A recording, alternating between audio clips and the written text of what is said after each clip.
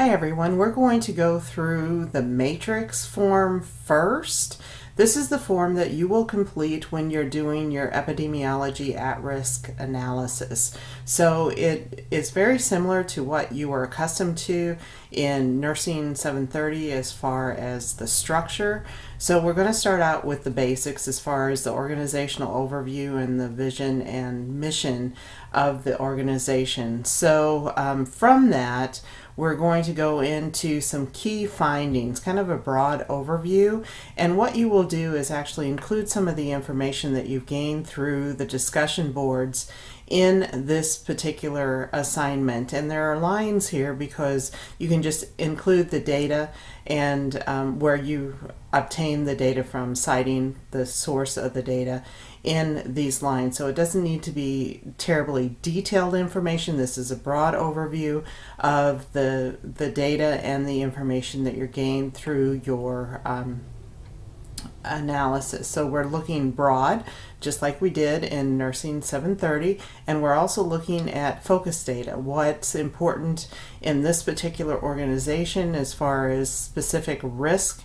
populations that experience a higher level of risk possibly, or an area of focus that the organization really needs to work on based on a particular population, whether it be high cost, loss of services, any type of issue that's involved in the organizational process that is focused on a particular population, if that makes sense.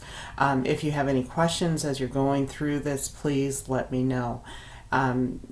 In addition, you're going to then take a look at and really focus on, based on the general information, what your priority areas will be, and those considerations that you need to take when you're developing those priority areas.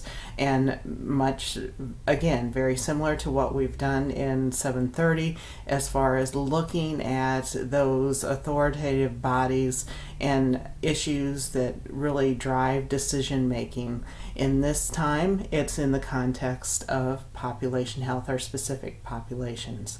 So from that, you're going to, from the information, you're going to then devise your priorities, and then tying that back to the mission and the vision and the goals of the organization, whether it's a feasible priority, those types of things. So you really want to take a step back, look at the broad picture, look at what's going on within the organization, and then develop from that those priorities that you want to focus on for your proposal that will be the next step of this particular assignment.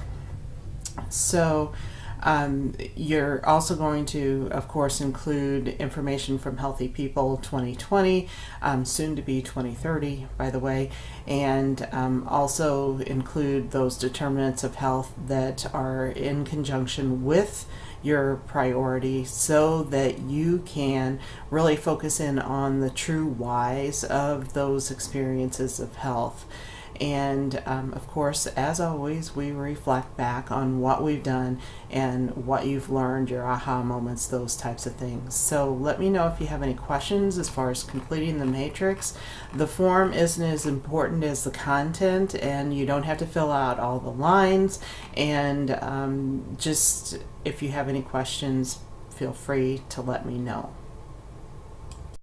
Okay, this is the rubric itself, and of course we go through the purpose and really at the ethical leadership role. Within the ethical leadership role, it's very important to have that very broad focus and be able to discern the important areas of focus for the populations that you serve.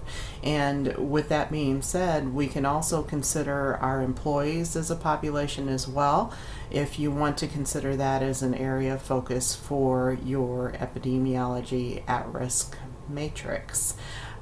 So as you just read through the instructions, and specifically the type of resources you want to look for are those authoritative resources that have the data that you need, whether it be the CDC, the census, county health rankings, those types of data sets are really important. And again, go back to when you did your data mining, and that will help you as you're moving forward with this particular assignment as well.